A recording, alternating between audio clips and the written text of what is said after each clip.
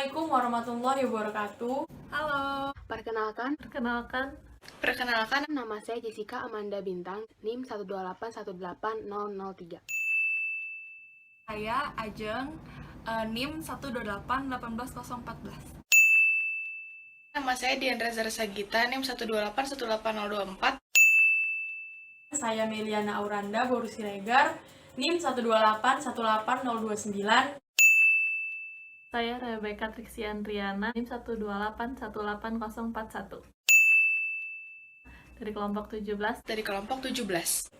Akan menjelaskan poster kami yang berjudul Forecasting Bulan yang Optimal untuk mendaki Gunung Gede di tahun 2020. Berikut ini merupakan bentuk poster kami yang memuat latar belakang, tujuan, metode, statistika deskriptif, analisis data, hasil dan kesimpulan, serta referensi.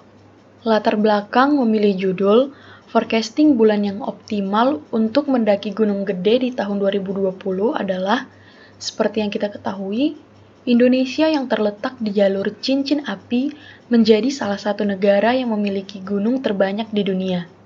Dari sekian banyak gunung yang ada di Indonesia, beberapa di antaranya merupakan tujuan favorit para pendaki, karena gunung-gunung tersebut memiliki pemandangan spektakuler yang hanya bisa kita nikmati saat kita mendakinya.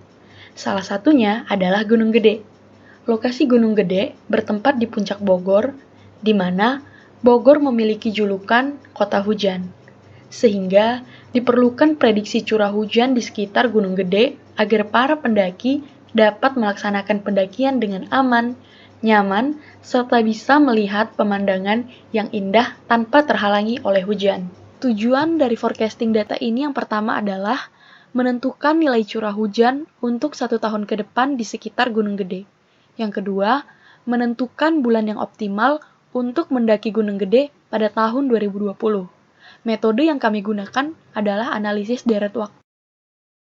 Selanjutnya yaitu sari numerik data atau yang dikenal dengan statistika deskriptif. Histori data diambil dari data curah hujan di Citeko Bogor yang bersumber dari data National Environmental Satellite, Data, dan Information Service atau yang bisa disingkat dengan NESDIS. Di sini bisa dilihat ada mean, median, standar deviasi, variansi, jumlah seluruh data curah hujan, kuartil bawah, kuartil tengah, maupun kuartil akhir, serta ada grafik curah hujan tahun 2015 sampai tahun 2019. Lalu, selanjutnya ada analisis data. Langkah pertama yang kami lakukan adalah membagi data train untuk mendapatkan model ARIMA, sedangkan data test untuk membandingkan dengan forecast model ARIMA. Dari grafik curah hujan tahun 2015 sampai 2019 yang telah kami dapatkan, terlihat dari grafik data tidak stasioner, dan p-value lebih besar dari alpha, yang ketika dihitung menggunakan RStudio. Artinya, H0 tidak ditolak atau grafik curah hujan tidak stasioner. Maka dari itu, kami melakukan 1 kali diferensiasi untuk mendapatkan data yang stasioner. Lalu, didapatlah grafik curah hujan tahun 2015 sampai 2019 dari hasil 1 kali diferensiasi. Setelah melakukan diferensiasi, maka didapatlah nilai p-value yang lebih kecil dari nilai p-value sebelumnya, yaitu 0,01. Dari uji kestasioneran ini, p-value lebih kecil dari alfa. Maka H0 ditolak atau data dengan diferensiasi orde pertama adalah stasioner. Setelah itu, kami mencari kecocokan model data.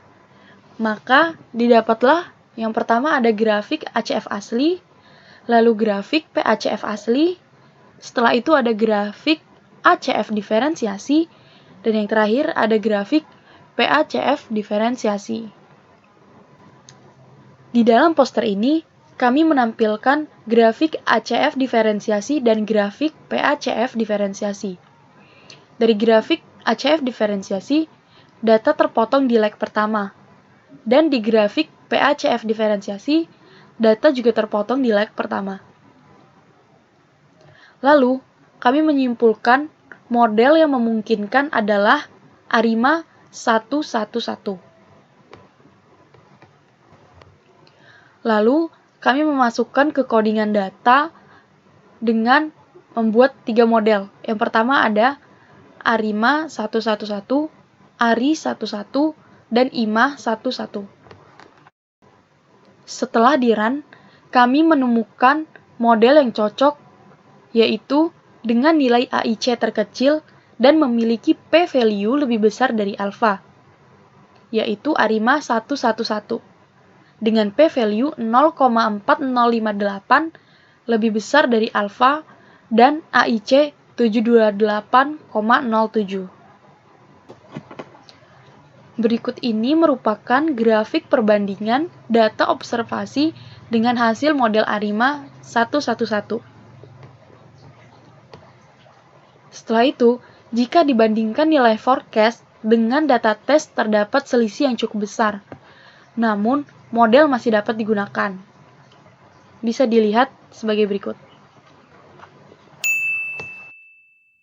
Setelah itu, didapatlah hasil forecast berupa grafik forecast dari data ARIMA 111.